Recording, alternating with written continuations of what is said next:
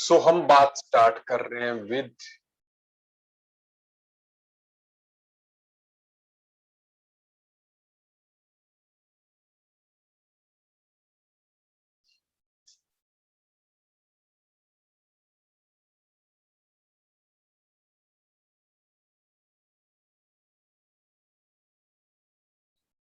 Chemical kinetics. अब बात कि आखिर इस टॉपिक में है क्या। ये जो टॉपिक है बड़ा प्यारा टॉपिक है, ठीक है।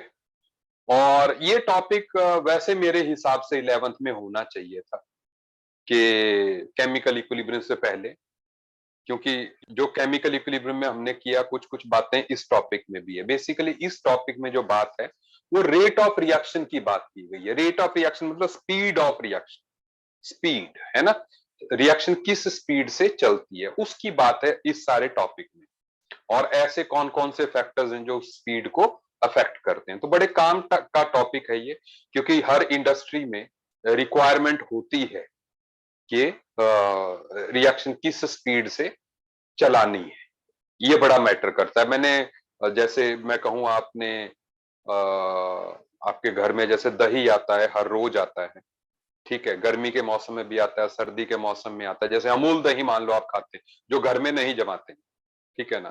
तो उसमें भी मतलब फैक्ट्री वाले कैसे एडजस्ट करते होंगे कि गर्मी में वो खट्टा नहीं होता है, ठीक है, सर्दी में ऐसा ही नहीं रहता है, कच्चा नहीं रहता है। सो वो भी टेम्परेचर वगैरह सेट करके जो है उसको जमाते हैं, ताकि जो है अगले दिन सुबह जो है वो मार्केट में आने के लिए रेडी हो जाए, ठीक है। तो ये तो छोटी सी बात है जहां पे कि कंट्रोल किया जाता है रिएक्शन को, ठीक है। सो इसलिए हम सबसे पहले तो ये समझेंगे कि भैया हम रिएक्शंस होती कितने टाइप की है, ठीक है, काइनेटिक्स के हिसाब से। काइनेटिक्स मतलब स्पीड, ठीक है। तो केमिकल काइनेटिक्स मतलब रिएक्शंस की स्पीड। सो अगर हम टाइप्स ऑफ रिएक्शंस देखें स्पीड के हिसाब से,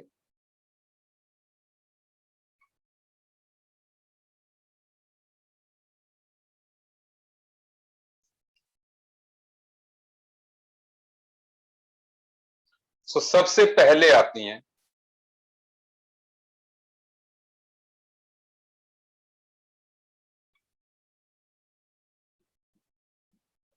very slow reactions.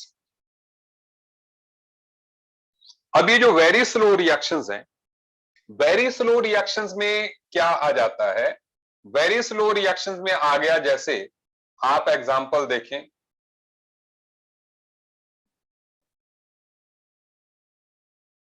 Rusting of iron,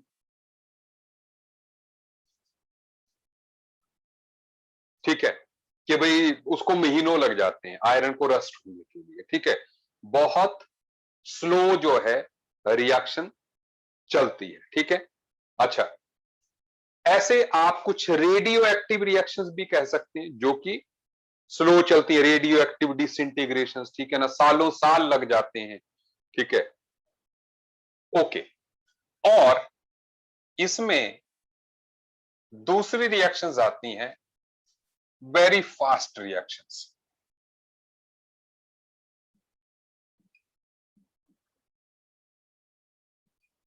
अब बहुत जल्दी होने वाली जो रिएक्शंस हैं उनकी कैटेगरी क्या आ गई, जैसे जितनी भी आयनिक रिएक्शंस है, आप देखें आयनिक रिएक्शंस में मैं एग्जांपल दे रहा हूं, जैसे NaOH aqueous plus HCl aqueous gives you NaCl aqueous plus water, ठीक है। अब ये रिएक्शन बहुत फास्ट हो रही है। क्या आपको मेरी बात सुनाई दे रही है? मेरी क्लास में रिस्पॉन्सिव होना है, ठीक है। मतलब yes no yes no, I want that continuously, ठीक है ना, आपकी तरफ से मुझे लगना चाहिए, ठीक है। सिमरन संचाली, ठीक है ना, आपको पता है मैं क्लास कैसे लेता हूं, ठीक है ना। सो मुझे जो है प्रेरणा बिल्कुल लगना चाहिए जो है कि आप क्लास में बैठे हो, अटेंटिव बैठे हो। गुरप्रीत, ओके, सुन लीजिए। सो ये रिएक्शन हो रही है अनुशिका, ठीक है, मिल गया मैसेज, थैंक यू। सो यहां पर आप देखिए भाई ये रिएक्शन फास्टली हो क्यों रही है, इसका भी रीजन देख लेते हैं। देखो होता क्या है कि NaOH का जो सोल्यूशन आपके पास होगा वो बेटा जी ऑलरेडी डिसोसिएटेड फॉर्म में होगा, Na positive plus OH negative already जो है वो डिसोसिएटेड फॉर्म में, और ऐसे ही जो HCl है वो भी ऑलरेडी डिसोसिएटेड फॉर्म में ही है, ठीक है ना। ये स्ट्रॉन्ग बेस है, ये स्ट्रॉन्ग एसिड है, डिसोसिएटेड फॉर्म में।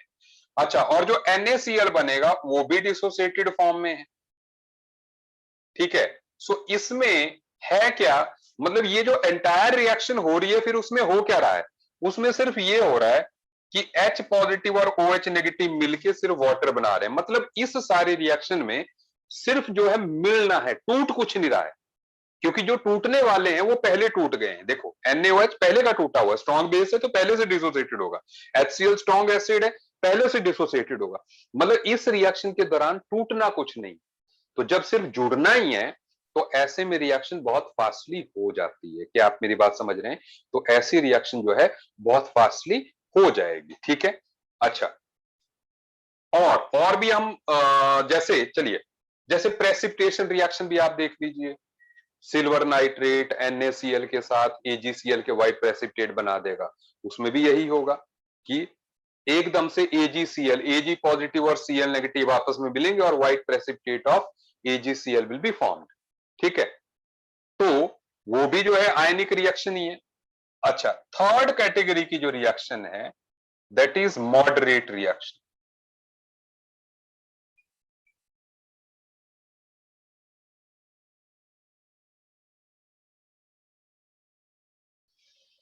अब मॉडरेट रिएक्शंस कौन सी हो गई? मॉडरेट रिएक्शंस में जो है, जैसे कोई भी एग्जांपल हम ले लेते हैं, जो मॉलिक्यूलर रिएक्शंस होती हैं बेसिकली।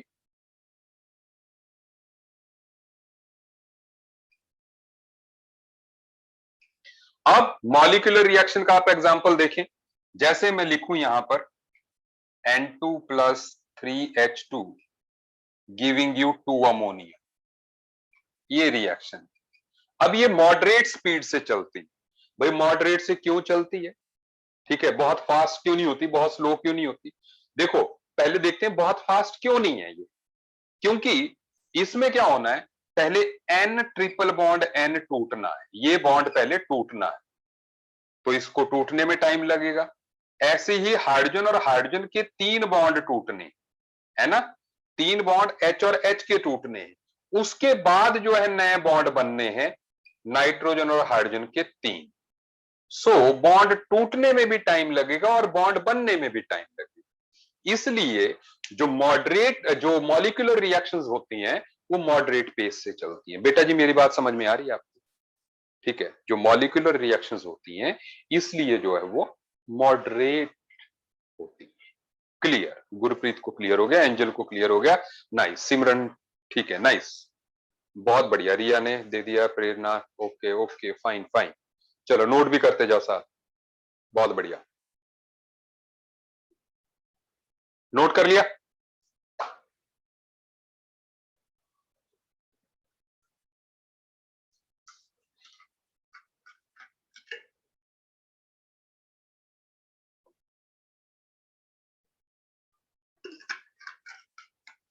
ओके, महिमा ने भी नोट कर लिया, तो हम आगे बढ़ते हैं। सुनो,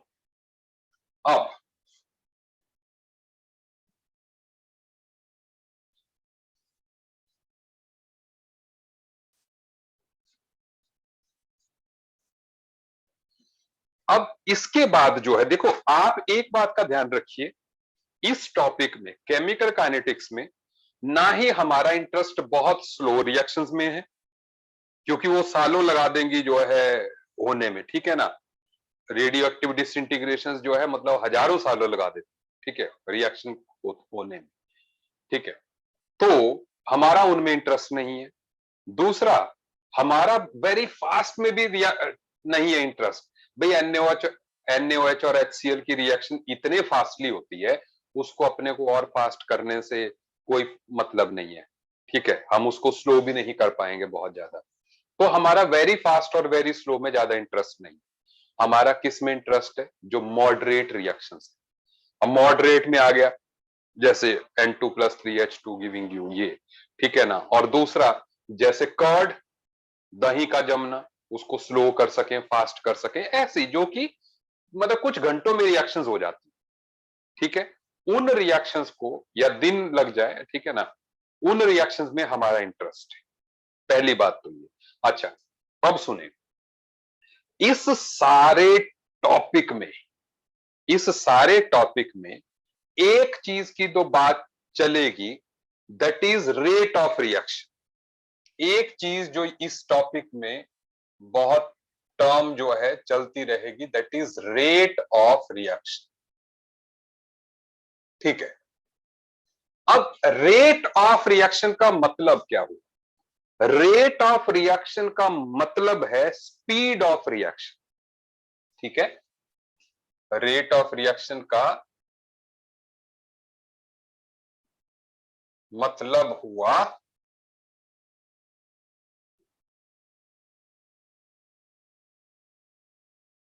रिएक्शन की स्पीड, रिएक्शन किस स्पीड से चल रही है, ठीक है। तो रेट ऑफ रिएक्शन यहां पे हम दो तरह के करने वाले हैं। दो तरीके के कौन से? एक हम करेंगे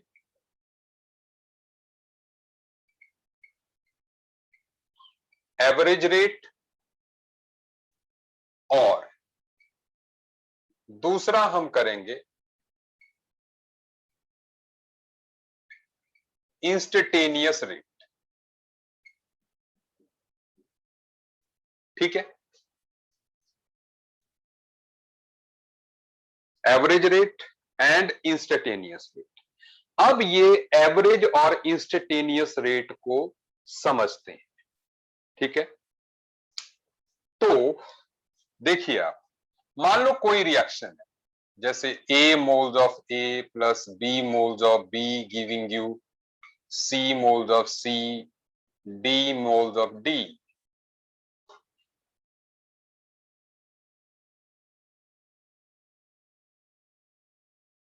ठीक है। तो इसमें अब, या सिंपल रखते हैं, पहले ज्यादा नहीं, पहले ऐसा करते हैं, R जो कि रिएक्टेंट है, सुन लो, उससे P जो कि प्रोडक्ट है, वो बनाते बनते टाइम जो है रिएक्शन का रेट देखते हैं, सुन लो। तो हुआ क्या है, हम एक ग्राफ बना रहे हैं। पहले मुझे आप एक बात बताओ, जब भी कोई रिएक्शन होती है तो रिएक्टेंट की कंसंट्रेशन क्या होती है? बढ़ती है कि घटती है टाइम के साथ? किसी रिएक्शन के दौरान रिएक्टेंट की, बिल्कुल प्रेरणा ने सही कहा कि कंसंट्रेशन जो रिएक्टेंट की है वो डिक्रीज होती है, ऑब्वियसली, है ना। तो ऐसे में अगर हम कंसंट्रेशन की बात करें टाइम के साथ, तो बेटा जी कुछ ऐसा ग्राफ आएगा कंसंट्रेशन और टाइम का, ऐसा ग्राफ होगा, है ना। टाइम के साथ जो है कुछ इस तरीके से कंसंट्रेशन वेरी की, मान लो, सुन लो। अब इसमें मान लो किसी पर्टिकुलर, किसी पर्टिकुलर टाइम पर, जैसे किसी पर्टिकुलर टाइम T1 पर, किसी पर्टिकुलर टाइम T1 पर कंसंट्रेशन थी C1, ठीक है।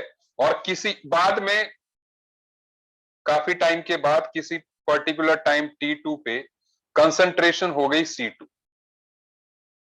सही है बात? सो पहली बात तो ये है कि रिएक्टेंट के केस में, क्योंकि ये रिएक्टेंट की बात हो रही है, तो इसमें C2 is less than C1, सही बोला। C2 क्या होगा? C1 से कम होगा, एकदम सही बात।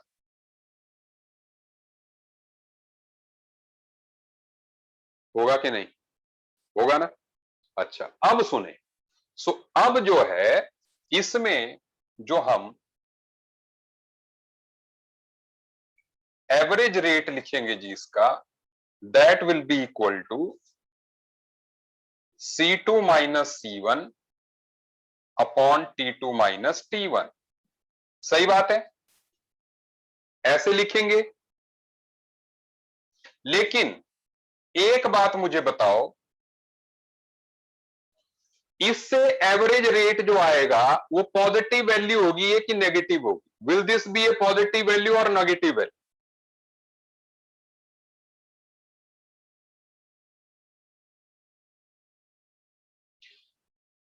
अन्वेषिका ने कहा नेगेटिव, गुरुप्रीत ने कहा पॉजिटिव, समृद्धि ने कहा नेगेटिव, विजेंद्र ने कहा नेगेटिव, प्रेरणा ने नेगेटिव कहा। ठीक है, तो जानवी भी कह रही है नेगेटिव, तो हम जानवी की बात को सही कह रहे हैं। संचाली भी कह रही है कि नेगेटिव, महिमा भी कह रही है नेगेटिव, मतलब नेगेटिव होगी क्योंकि C2 is less than C1। जैसे C2 अगर 3 है, C1 5 है, तो ऑब्वियसली -2 हो गया ना।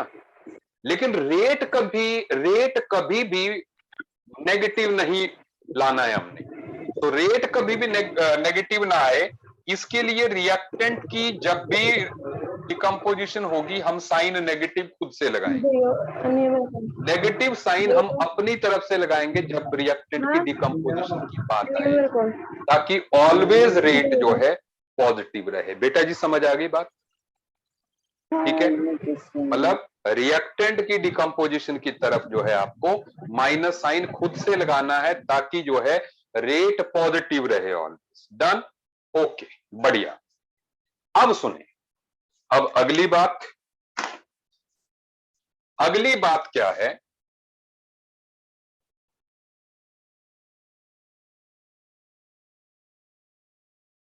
यहां पर अगर आप कंसंट्रेशन और टाइम जो है प्रोडक्ट की तरफ से देखें, ये तो बात हो गई ना रिएक्टेंट की तरफ से। अगर प्रोडक्ट का देखें, सो प्रोडक्ट की कंसंट्रेशन तो टाइम के साथ बढ़ेगी, ऐसे इंक्रीज होगी ना।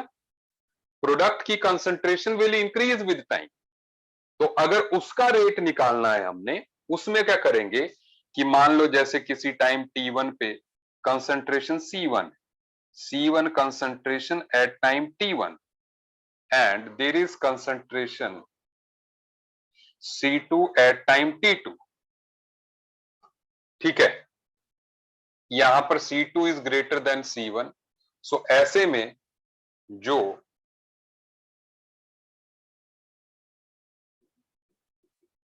एवरेज रेट होगा that will B C2 minus C1 upon T2 minus T1। क्या आपको मेरी बात समझ में आ रही है? अब कोई हमें नेगेटिव साइन लगाने की जरूरत नहीं होगी क्योंकि रेट हमारा ऑलरेडी पॉजिटिव ही है। मेरी बात समझ में आ रही है ना? बढ़िया से समझ में आ रही, बिल्कुल क्लियर हो रहा है। ठीक है, सो बेटा जी ये तो है, ये दोनों जो है ना, ये है अपने एवरेज रेट।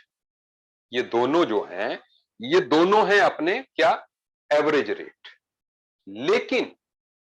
लेकिन व्हाट अबाउट इंस्टेंटेनियस रेट? सुनो, एवरेज रेट आपको समझ में आ गया, एक बड़ी सी टाइम इंटरवल है, उसके बीच में जो रेट होगा, ठीक है ना, उसका वो जो है that will B average rate. ठीक है, T1 T2 में एक सिग्निफिकेंट चेंज होना चाहिए।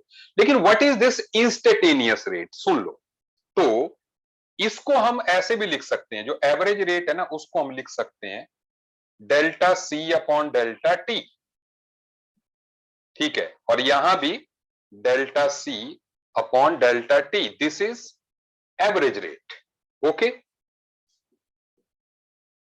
क्योंकि change in concentration upon change in time. But सुन लो, लेकिन जब ऐसी स्थिति आ जाए कि delta C upon delta T है और यहां पर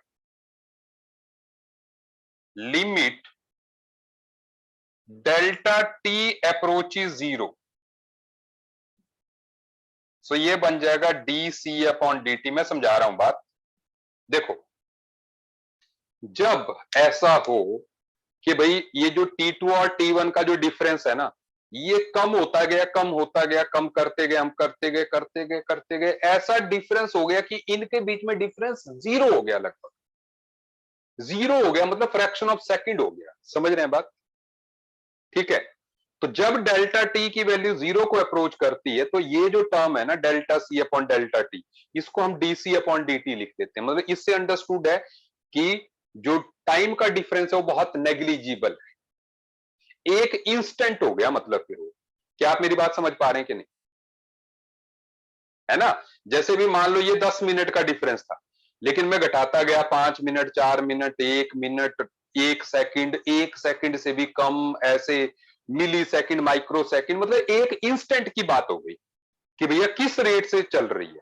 सो तब जो है ये हो गया इंस्टेंटेनियस रेट, ये टर्म हो गई इंस्टेंटेनियस रेट की। ठीक है, दिस वन, अब इसको हम बोलेंगे इंस्टेंटेनियस रेट।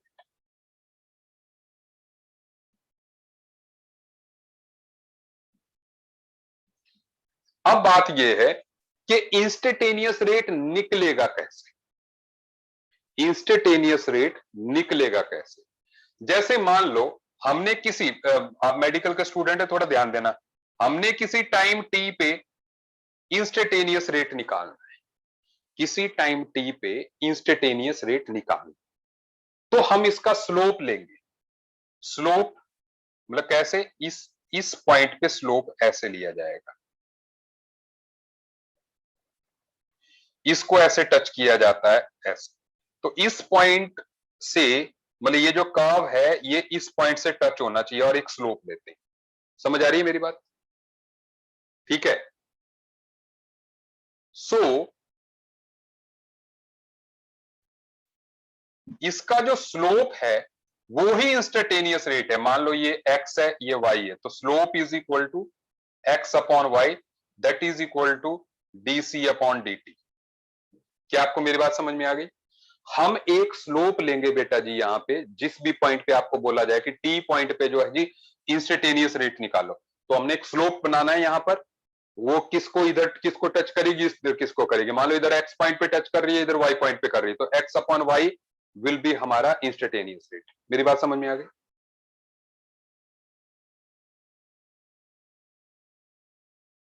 ठीक है।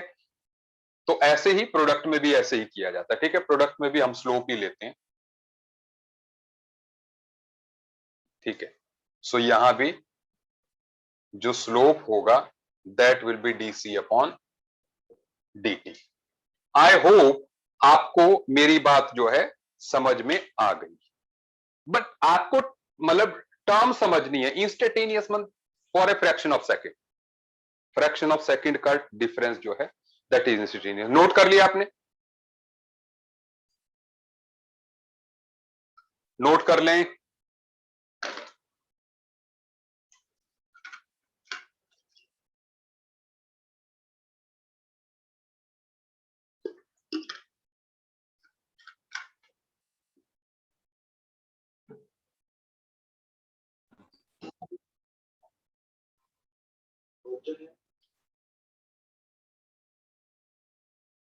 चलिए, अनुशिका ने नोट कर लिया, गुरप्रीत ने कर लिया, बहुत बढ़िया।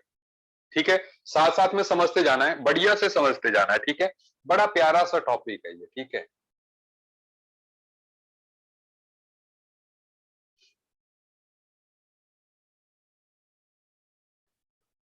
और आप जब नॉन मेडिकल वालों के साथ करोगे ना, तो आपको अपना पैकेज करना बहुत ही आसान लगेगा। मतलब हवा की तरह जो है, मक्खन की तरह आपका पैकेज निकलेगा।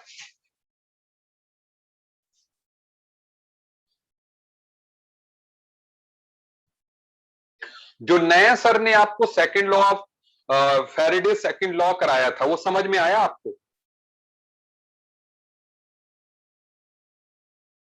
जो फर्स्ट और सेकंड लॉ कराए थे, वो समझ में आ गए? अच्छा,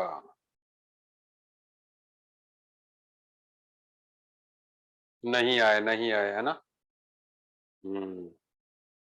अच्छा, आपने मेरे को बता देना अगर वो फिर से करने होंगे ना, क्योंकि मैंने वीडियो भेजा था, वो एक्चुअल में जो वीडियो था मेरे पास जो है, जो मैंने नॉन मेडिकल में क्लास ली थी उसका, अगर आपको फिर से मेरे से करना होगा मेरे को बता देना क्लास में, जब इलेक्ट्रोकेमिस्ट्री की लगाऊंगा मैं, ठीक है, तो जो है मैं फिर से भी करवा दूंगा उसको, क्योंकि हमें कंप्रोमाइज किसी चीज में नहीं करना है, ठीक है।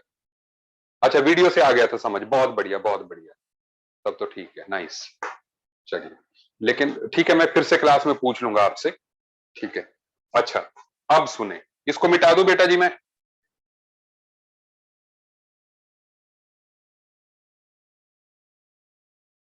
या तो आप स्क्रीनशॉट ले लें, कुछ भी कर लें, ठीक है। ओके, चलिए मिटा रहा हूं।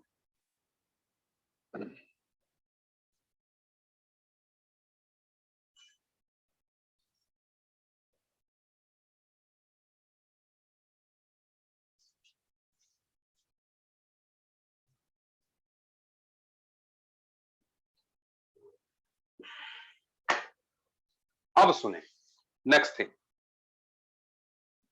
Now what is the next thing, that is, अब हमने आगे केमिकल काइनेटिक्स में, जैसे मैंने कहा कि एक टर्म बड़ी चल रही है, that is rate of reaction, ठीक है। उस टर्म को थोड़ा सा मैथमेटिकली समझने की ट्राई करते हैं, सुनिएगा ध्यान से बात, ठीक है। जैसे मान लो हम एक जनरल रिएक्शन ले रहे हैं, A moles of A, B moles of B, giving you C moles of C plus D moles of D, ठीक है। ये रिएक्शन है जनरल, ये रिएक्शन, और आप जानते हो कि during the course of reaction reactant consume होता है और प्रोडक्ट जो है बनता है, ये अभी हमने बात कही, ठीक है ना। अच्छा, तो इसमें मैं कह सकता हूं, जैसे रेट ऑफ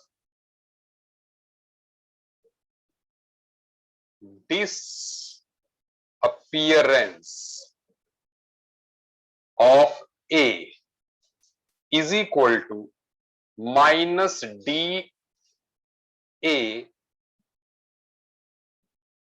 अपॉन dt। देखो, ये वही है rate of disappearance of A, minus sign मैंने बोला, माइनस साइन हम लगाएंगे जब रिएक्टेंट होगा, and it is change in concentration of A, है ना, अपॉन dt। सबको ये बात समझ में आ गई कि भाई रेट ऑफ डिसअपियरेंस ऑफ ए जो है ये होगा कि किस रेट से ए जो है डिकम्पोज हो रहा है, इंस्टेंटेनियस रेट जो है, सही बात, ठीक है। ऐसे ही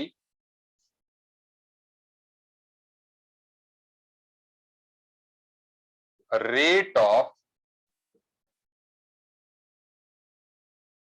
डिसअपियरेंस ऑफ बी क्या हो जाएगा, is equal to minus D B upon D T, सही बात है, ये भी माइनस में आएगा, and then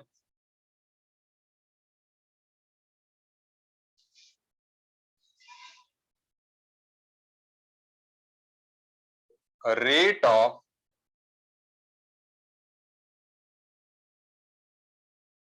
appearance of C is equal to, मतलब प्लस लिखना जरूरी नहीं है, मैंने ऐसे लिख दिया कि D C upon D T, ठीक है, यहां प्लस लगेगा क्योंकि वो अपीयर हो रहा है। रेट ऑफ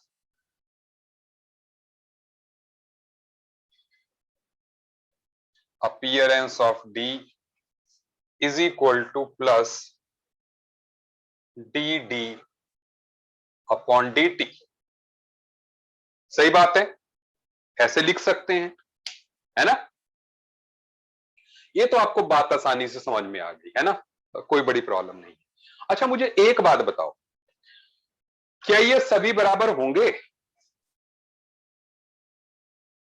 क्या ये सभी बराबर होंगे, मतलब जिस रेट से ए डिसअपियर हो रहा है उसी से क्या बी डिसअपियर होगा, और उसी से सी अपीयर होगा, और उसी से डी अपीयर होगा, एक ही रिएक्शन, ये सेम रिएक्शन, क्या ऐसा है।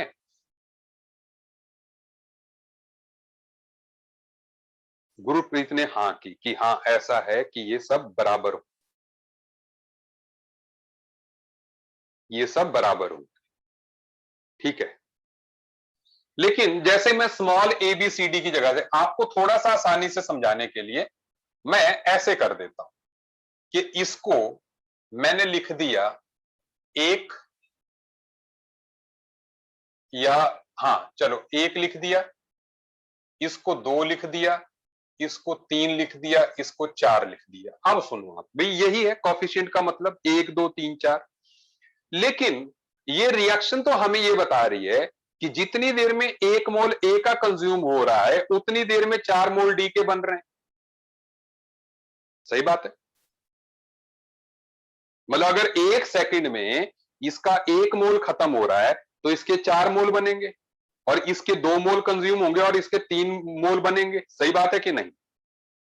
ये रिएक्शन तो यही कह रही है ना भाई, अगर मान लो ये रिएक्शन एक सेकंड में हो रही है तो एक सेकंड में ए का एक मोल कंज्यूम हो रहा है, बी के 2 मोल कंज्यूम हो रहे हैं, सी के 3 मोल बन रहे हैं, और डी के 4 मोल बन रहे हैं। बोलो बेटा जी, सही बोला मैंने कि नहीं? सही बोला। एक मिनट दीजिए मुझे, जस्ट एक मिनट, थोड़ी मुझे लग रहा है, जस्ट एक मिनट, मुझे इसको थोड़ा, फोन को एनर्जी की जरूरत है, तो इसको एनर्जी पे लगा देते हैं हम। अच्छा सुनो,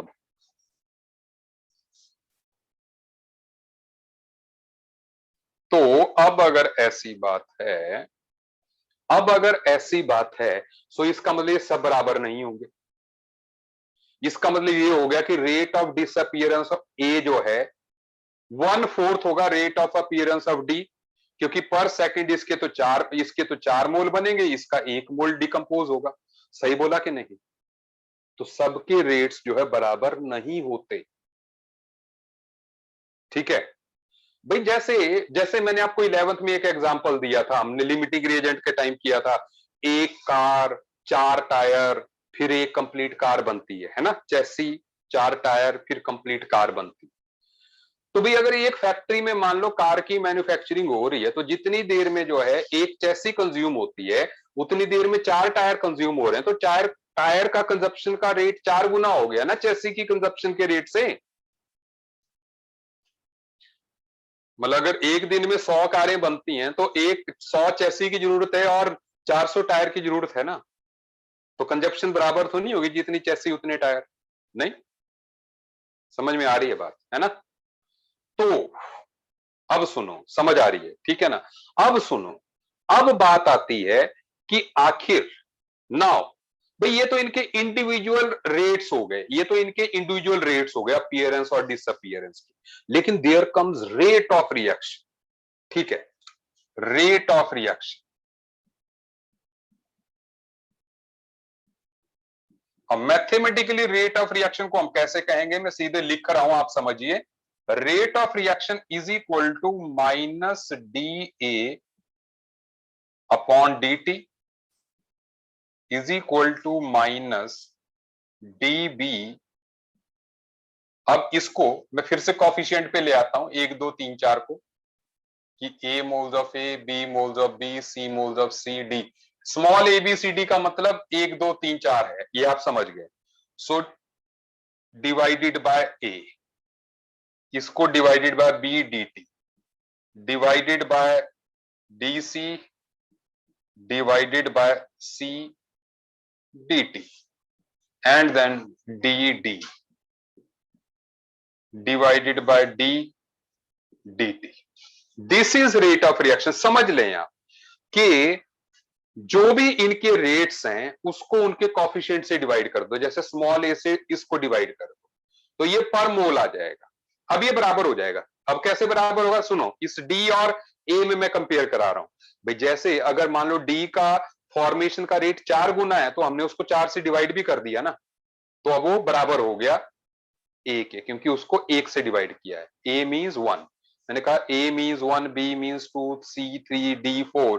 तो जब हम कॉफिशिएंट से डिवाइड कर देंगे जो उनके रिएक्शन में है, तो तब ये चारों बराबर हो जाएंगे। साइन ध्यान रखिए, रिएक्टेंट में माइनस आएगा, प्रोडक्ट में प्लस आएगा, ताकि ऑलवेज रेट प्लस में रहे। क्या आपको ये बात समझ में आई?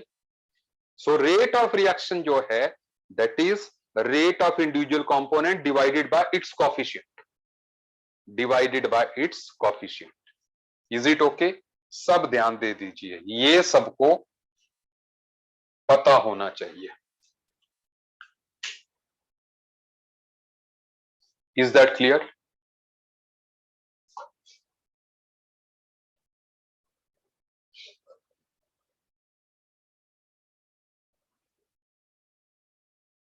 चलिए चलिए नोट कीजिए।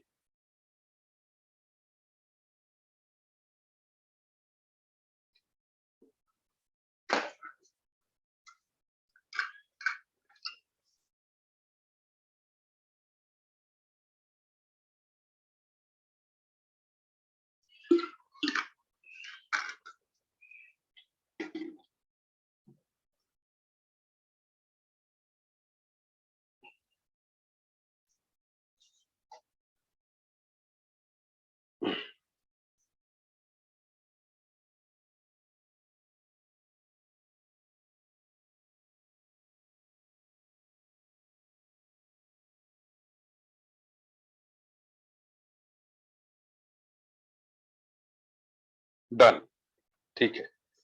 अच्छा, अब मेरी बात सुनिए। अब मेरी बात आप सुनिए। इतना ही कराया था मैंने जो है पिछली क्लास में नॉन मेडिकल वालों को, यहीं पे हम स्टॉप हुए नॉन मेडिकल वाले, ठीक है ना? सो जो केमिकल काइनेटिक्स है आज हम यहीं तक करें। Is it okay? ठीक है, क्योंकि उनकी भी कोई 45 मिनट्स की क्लास ली थी मैंने, ठीक है ना? तो उसमें यहां तक कराया था। अच्छा, अब आप मुझे बताओ, अब आप मुझे बताओ कि हम लोग इलेक्ट्रोकेमिस्ट्री पढ़े कि आज इतना ही करना है? मैं आपको इलेक्ट्रोकेमिस्ट्री का अगला लेक्चर भेज दूं, वीडियो रिकॉर्डिंग? आप मुझे बताओ, करते हैं है ना? ठीक है, चलिए इलेक्ट्रोकेमिस्ट्री करते हैं। तो अब हमारा केमिकल काइनेटिक्स आराम से हो जाएगा। सुनो,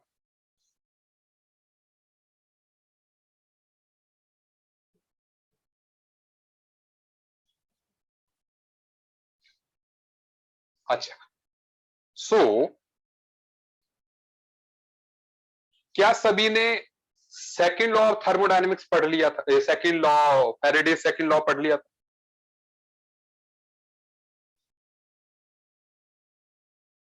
चलो, ओके, डन। अब मैं आगे बात करता हूं, सुन लीजिएगा। अब मैं आगे बात करता हूं। आगे मैं एक चीज की बात कर रहा हूं, दैट इज हम बात करेंगे आज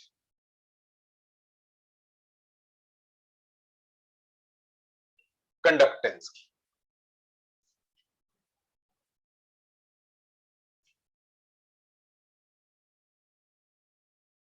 अब हमें कंडक्टेंस को समझना है। जैसे रेजिस्टेंस होता है ना, उसी का जस्ट उल्टा कंडक्टेंस होता है।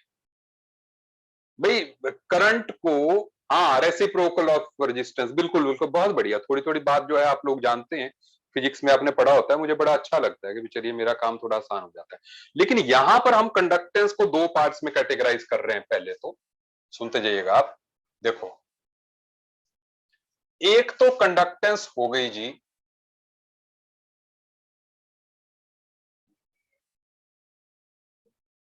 मेटालिक कंडक्टेंस, ठीक है? एक हो गई मेटालिक कंडक्टेंस और दूसरी हो गई इलेक्ट्रोलिटिक कंडक्टेंस।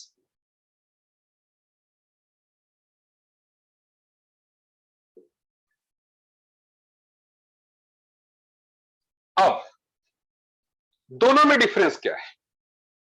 दोनों में सबसे बड़ा डिफरेंस कंडक्टेंस में यह है कि इसमें जो चार्ज कैरियर्स होते हैं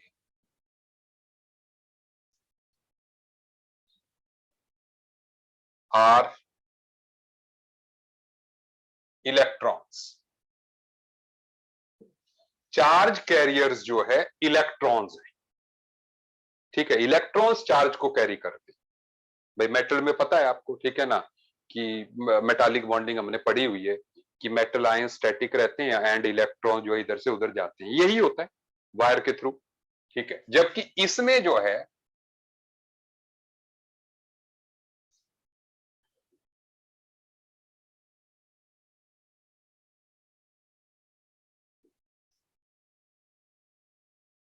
चार्ज कैरियर्स आर आयंस, मतलब इसमें जो भी चार्ज कैरी होगा वो इलेक्ट्रॉन के द्वारा होगा, जबकि इसमें आइदर पॉजिटिव आयन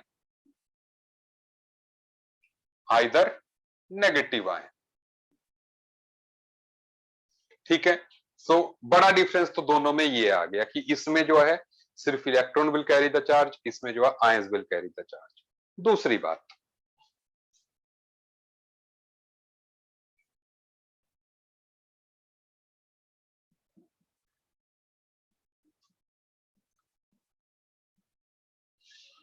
जब करंट पास होता है तो मेटालिक कंडक्टर में कोई केमिकल चेंज नहीं होता है। मतलब आपके घर में जैसे जब बिजली यूज हो रही होती है तो उस टाइम पे वायर में कोई केमिकल रिएक्शन नहीं हो रही होती, वायर सालों साल चलती है, उसमें कोई केमिकल चेंज नहीं होता है। लेकिन हमने इलेक्ट्रोलिसिस पढ़ा है, हमें पता है कि करंट जरा सा भी पास करेंगे तो जो है केमिकल चेंजेस होते ही, ऑक्सीडेशन रिडक्शन होती है। सो हम लिखेंगे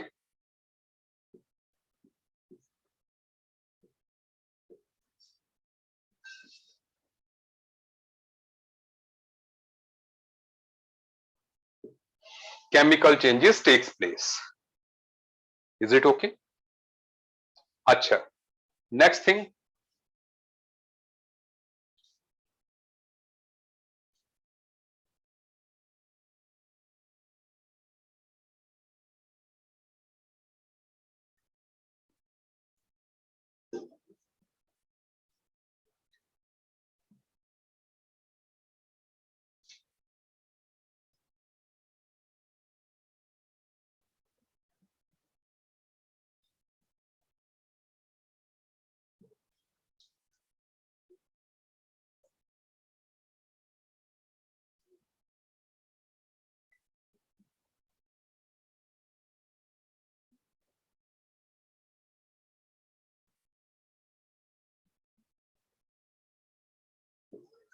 देखो दोनों में बड़ा डिफरेंस ये भी है, ये आप ध्यान रखिएगा, याद रखिएगा कि जो मेटालिक कंडक्टर्स होते हैं, मेटालिक कंडक्टर्स में जब आप उसको हीट करोगे तो उसकी कंडक्टेंस कम होती है, रेजिस्टेंस बढ़ जाता है, हीट करने के कारण रेजिस्टेंस बढ़ जाता है।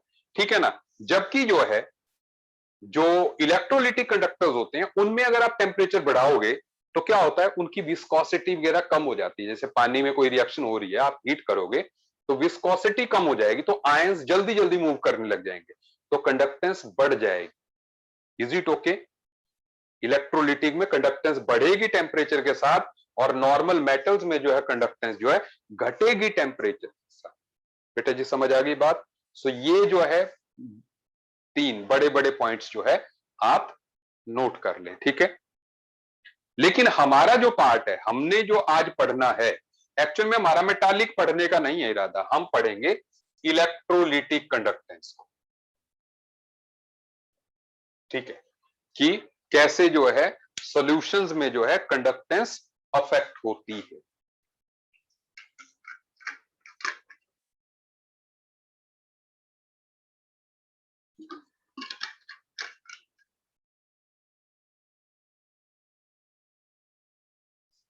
बिठा दो।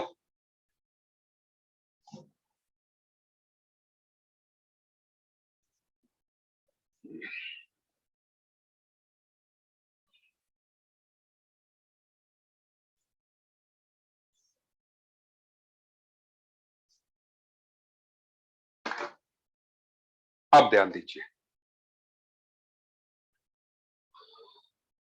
अब तो हमने कहा कि हम इलेक्ट्रोलिटिक कंडक्टेंस की बात करेंगे, है ना? चलिए,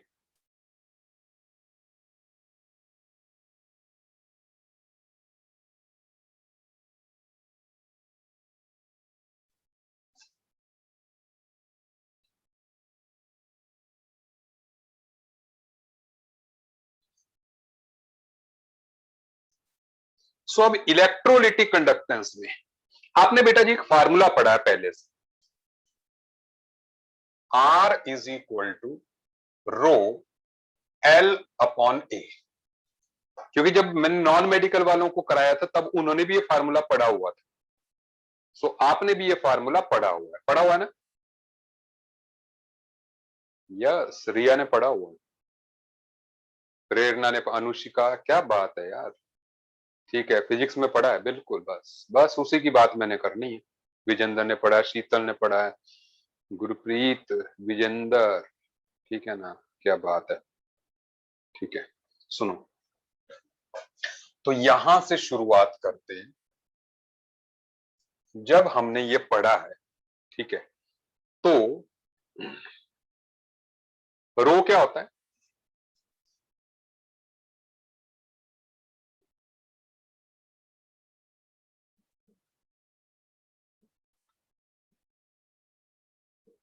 रेजिस्टिविटी, जिसका यूनिट ओम सेंटीमीटर होता है, नहीं? Ohms area centimetre square, L length centimetres में, आर ओम्स में होता है, ठीक है ना? तो इसलिए सेंटीमीटर स्क्वायर अपॉन सेंटीमीटर जो है वो तो फार्म यूनिट आ जाएगा। आर जो है रेजिस्टेंस है,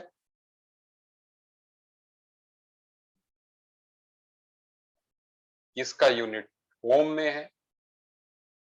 ए एरिया ऑफ क्रॉस सेक्शन,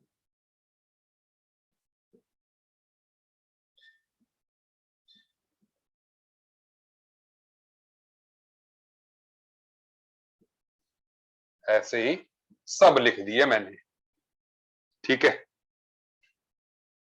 अब सुनिए, तो जो अपना कंडक्टेंस है, सी फॉर कंडक्टेंस,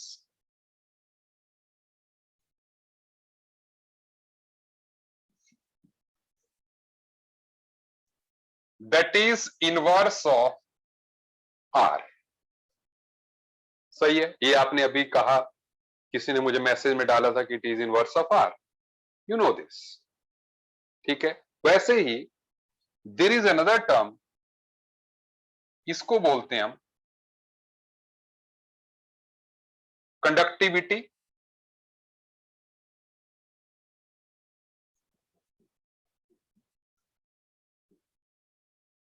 और स्पेसिफिक कंडक्टेंस। ये ध्यान दीजिएगा, इसको भी रेजिस्टिविटी भी बोलते हैं और स्पेसिफिक रेजिस्टेंस भी बोलते हैं, ठीक है? इट इज 1 अपॉन रो, सही बात?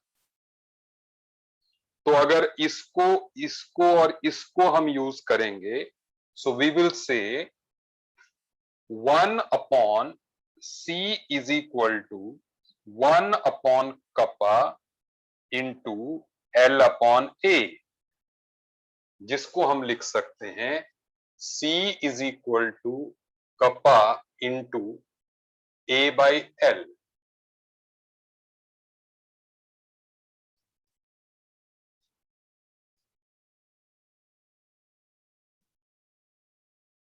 Is it okay? How we will define this kappa?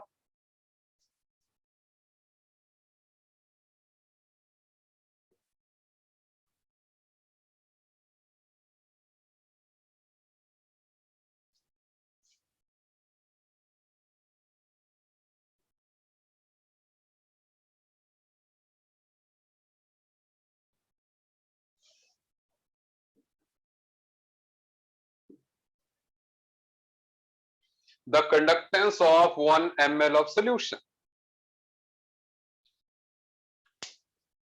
The conductance of 1 centimeter cube of solution. 1 ml solution की कंडक्टेंस को जो है हम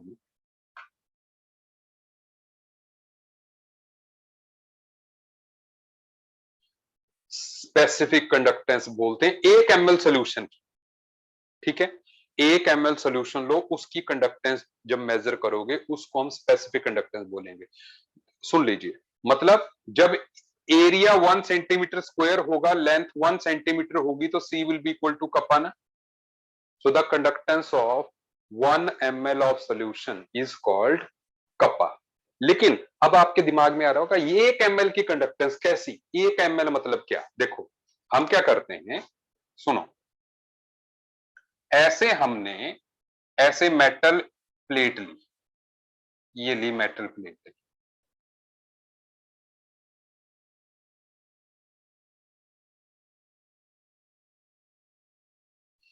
ऐसे हमने मेटल की प्लेटें ली ऐसे, और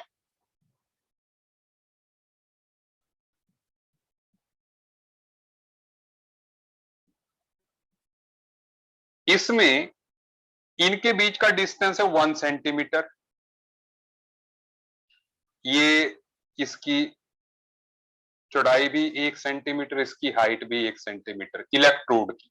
तो इनके एमएल में, इनके बीच में आप जो सोल्यूशन डालोगे वो 1 ml ही आएगा, बोलो। इनके बीच में जो सोल्यूशन आएगा वो 1 ml ही आएगा ना। सही है, अनुशिका को समझ में आ रहा है? तो इस सोल्यूशन की जो कंडक्टेंस होगी, इस सोल्यूशन की जो कंडक्टेंस होगी, that will be kappa. 1 ml solution की conductance will be kappa. Is it okay? सुनते जाओ, अभी बहुत कुछ बताना है मैंने, बट आई होप आपको ये बात समझ में आ गई है। ठीक है, if anybody wants to ask anything, आप मुझसे पूछ सकते हो। मैं आगे बढ़ूं? अगर समझ में आ गया हो तो मैं आगे बढ़ जाता हूं।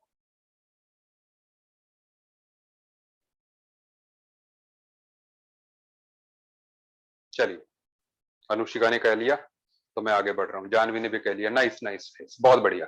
सुनो, अब सुनो, ध्यान दीजिए, यहां पर मैं कंडक्टेंस को भी दो पार्ट्स का कह रहा हूं।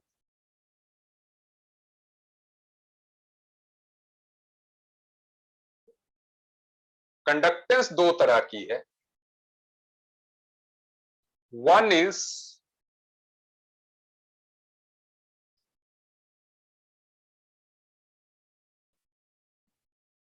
मोलर कंडक्टिविटी, जिसको हम लैम्डा मोलर कहते हैं, and another is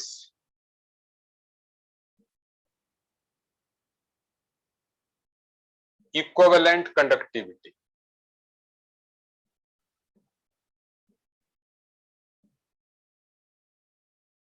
molar conductivity, equivalent conductivity, lambda equivalent. सुन लें आप मेरी बात, यहां पर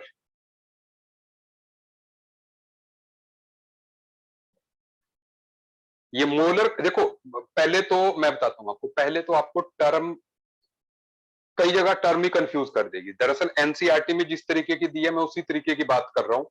यहां कंडक्टेंस लिख दिया, यहां पे कंडक्टिविटी लिख दिया, लेकिन एनसीईआरटी ने ऐसा लिखा है कि मोलर कंडक्टेंस, कंडक्टेंस को उसने मोलर कंडक्टिविटी भी कह दी। Is it okay? तो वैसे इक्विवेलेंट कंडक्टिविटी, सुनते जाइए। तो मोलर कंडक्टिविटी को हम डिफाइन कैसे करेंगे?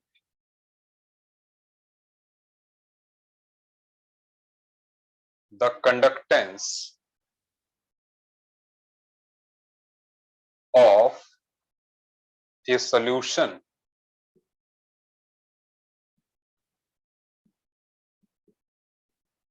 containing 1 mole of electrolyte.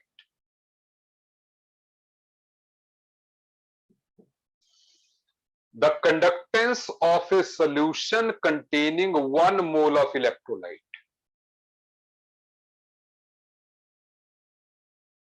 कितना भी सोल्यूशन, 1 लीटर हो, 2 लीटर हो, 3 लीटर हो, कितना भी सोल्यूशन हो, लेकिन 1 मोल इलेक्ट्रोलाइट का होना चाहिए। जैसे मतलब NaCl है तो उसका 1 मोल होना चाहिए, चाहे वॉल्यूम कितना भी हो, वॉल्यूम कम हो ज्यादा हो। भाई जैसे 1 मोल NaCl का कितना हुआ, 58.4, 58.5 ग्राम, तो 58.5 ग्राम उसमें नमक होना चाहिए। अब चाहे पानी कितना भी हो, चाहे आप 2 बूंद डालो, चाहे आप 10 लीटर डालो, चाहे कितना, मतलब 1 मोल इलेक्ट्रोलाइट जिस सोल्यूशन में है उसकी कंडक्टेंस को हम मोलर कंडक्टिविटी बोलते हैं। ऐसे ही यहां भी ये हो गया,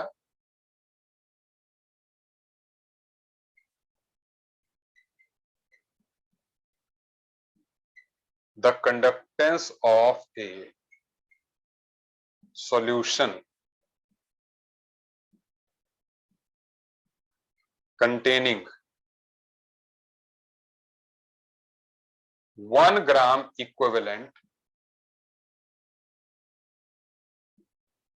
of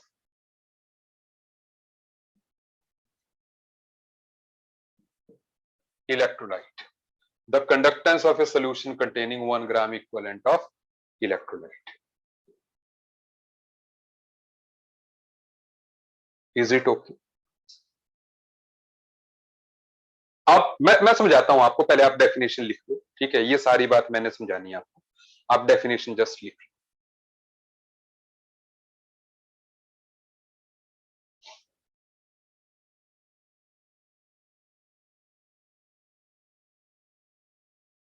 ये बेटा जी, ये जो सिंबल है ना, इसको कैपिटल लैम्डा बोलते हैं। मतलब जो स्मॉल लैम्डा होता है ना, ये ऐसे होता है, कैपिटल लैम्डा ये होता है।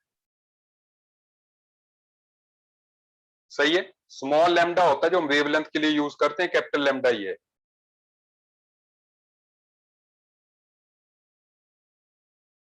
हाँ, चलो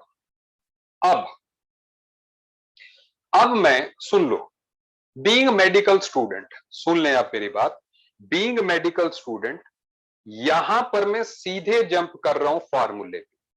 मैं फार्मूला आपको बता नहीं रहा हूं कि कैसे आएगा, सुन लें। रीजन बीइंग के वैसे मैंने अपने नॉन मेडिकल वालों में ये कराया हुआ है कि किस तरीके से फार्मूला बनता है। अगर आपने करना है आप वहां से कर भी सकते हैं, बट मुझे लगता है आपके लिए मैं बात को आसान रखता हूं, ठीक है? तो इसलिए मैं सीधे जा रहा हूं, ठीक है? That is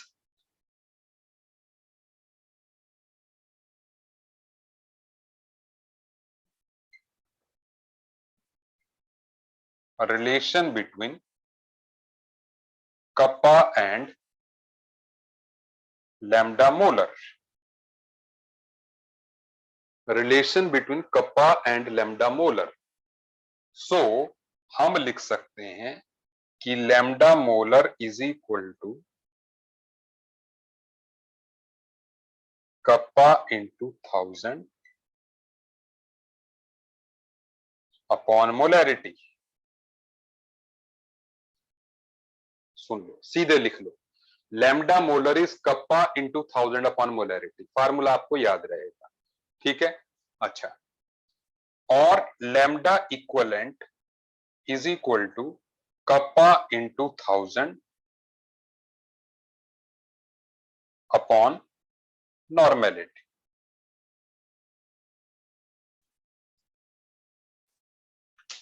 is it okay? मतलब इक्वलेंट में मोलरिटी की जगह आप नॉर्मेलिटी कर देंगे, ठीक है? मैंने इसमें थोड़ा सा शॉर्टकट लिया है, बट बिकॉज आपसे कोई नहीं पूछेगा ये कैसे आया, ठीक है? आपको जस्ट याद रखना है, तो इसलिए जो है मैंने ये यहां पर ऐसे लिखा। Is it okay?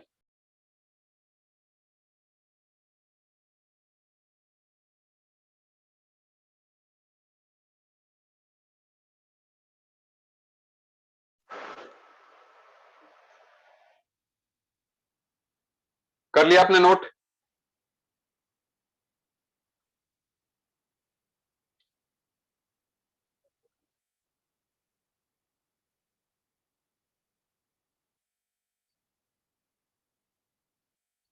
ओके,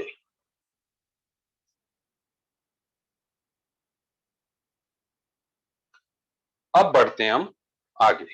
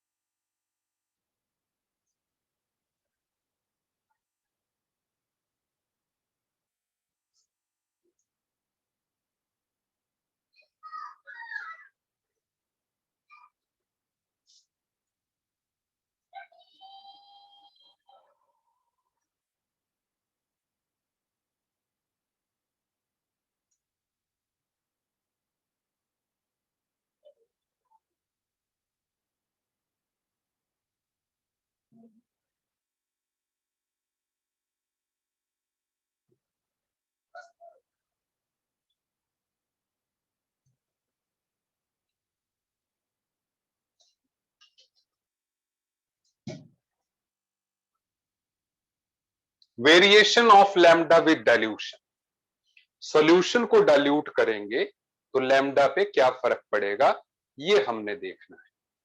ठीक है, सो लेट अस सी किस तरीके से फर्क पड़ता है। तो यहां पर सबसे पहले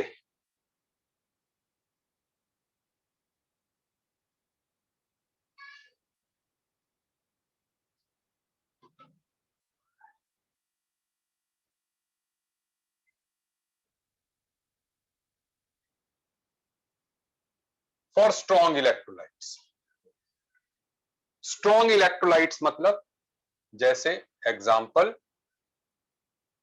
NaCl, ठीक है, मतलब जो भी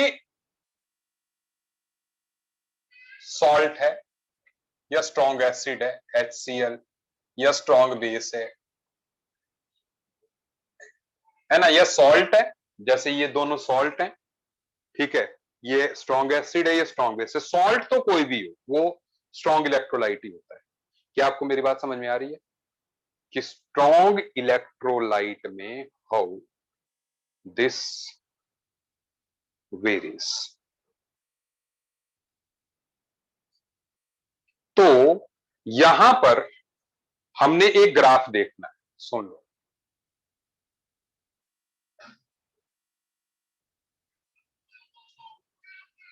आप लोग बोर मत होना, ठीक है, बहुत बढ़िया टॉपिक है ये। एक्चुअल में जो ये रिलेशन है ना, स्ट्रॉन्ग इलेक्ट मतलब कंडक्टेंस ऑफ स्ट्रॉन्ग इलेक्ट्रोलाइट और कंसंट्रेशन का, इसको एक इक्वेशन की हेल्प से बताते हैं हम, that is called DHO equation, Debye Huckel Onsager, जिसको DHO इक्वेशन बोलते हैं।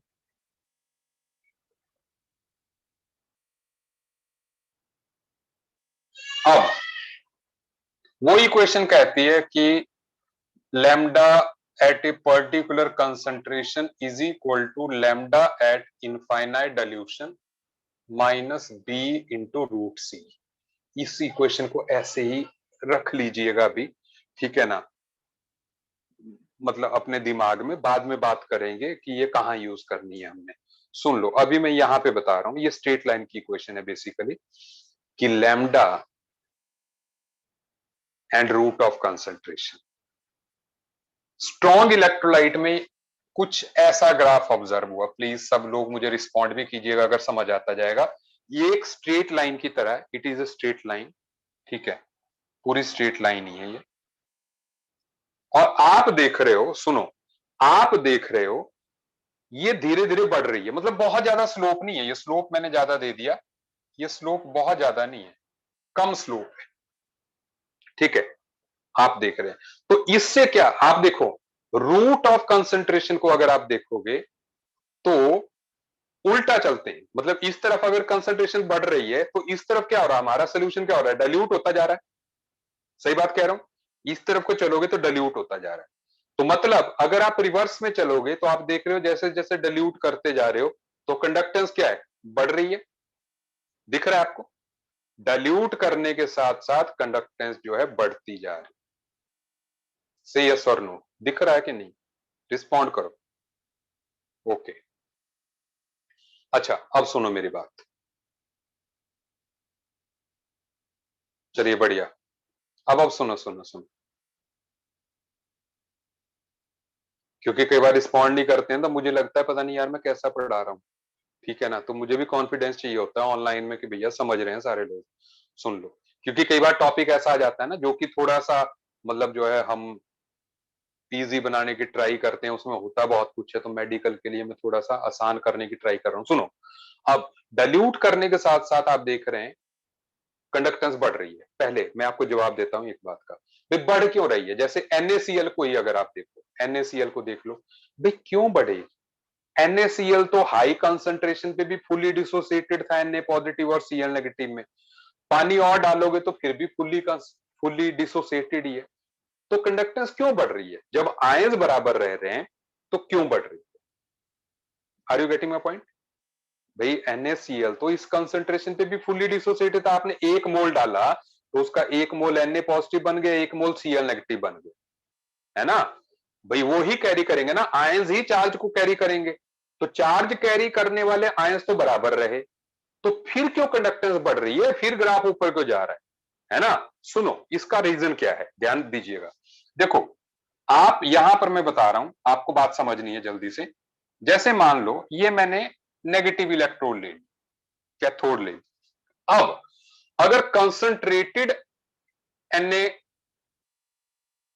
है, तो कंसंट्रेटेड NaCl में क्या होगा, Na पॉजिटिव के अराउंड बहुत सारे Cl नेगेटिव होंगे, होंगे कि नहीं? क्योंकि भाई Na अगर पॉजिटिव है तो it will be surrounded by so many Cl negatives.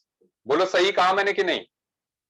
Concentrated NaCl में डिसोसिएटेड तो होगा, लेकिन Na के अराउंड बहुत सारे Cl नेगेटिव होंगे।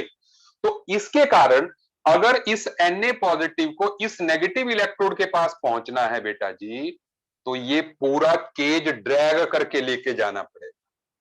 नहीं, Na पॉजिटिव को ये सारे Cl नेगेटिव ड्रैग करके ले जाना पड़ेगा, इसलिए Na पॉजिटिव हो जाएगा स्लो। सही बात है, यहां पे हो जाएगा ये स्लो।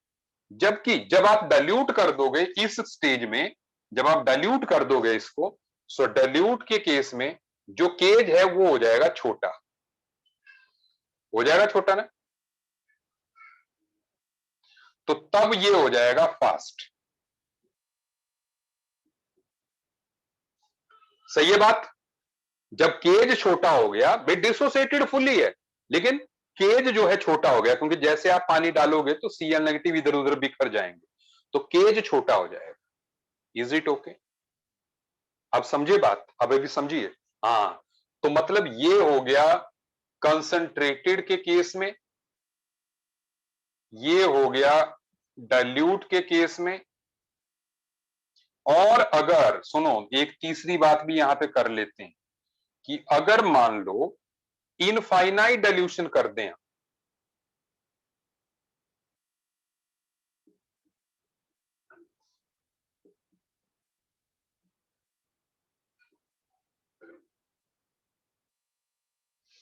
तो Cl नेगेटिव उसके अराउंड रहेगा ही नहीं।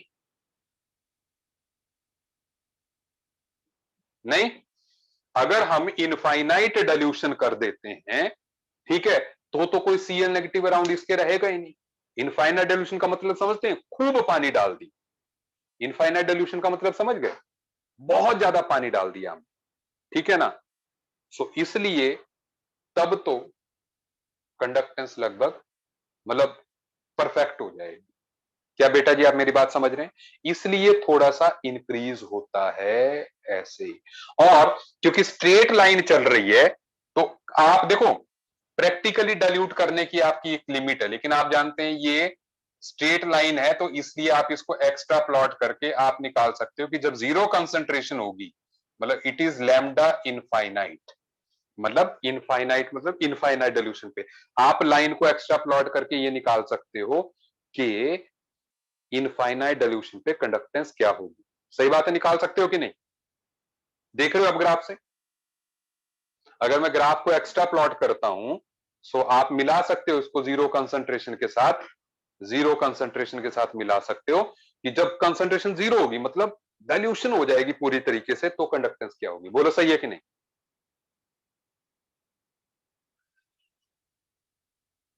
ओके, सो हम एक कंक्लूजन लिख सकते हैं यहां पर, जो आज हमने पढ़ा, दैट इज इट इज, एक मिनट,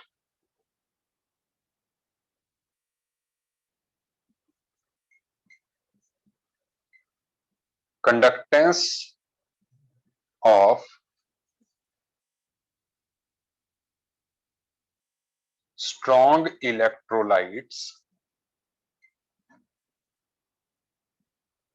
at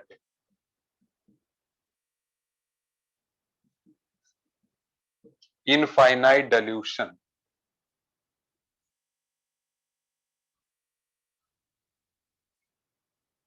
कैन बी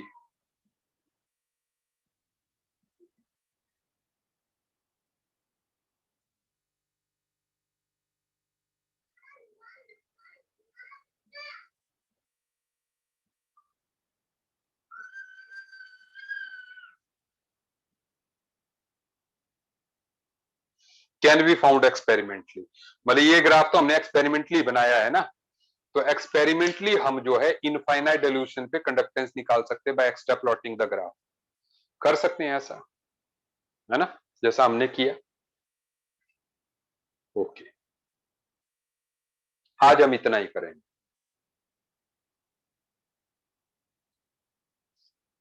इसी को मैं आगे बढ़ाऊंगा। अभी स्ट्रॉन्ग इलेक्ट्रोलाइट की बात की, वीक में भी करेंगे, ठीक है ना, लेकिन ज्यादा टेंशन नहीं लेनी है अपने को। हम बड़ा स्ट्रॉन्ग, मतलब बड़े फास्टली चल रहा है हमारा सिलेबस जो केमिस्ट्री का, बढ़िया चल रहा है ना, so there is no problem.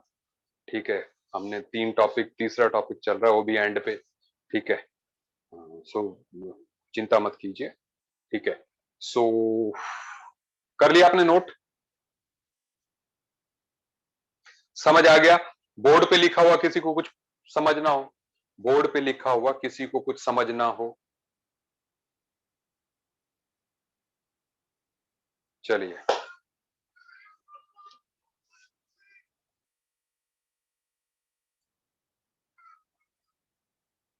मिलते हैं अगली क्लास में।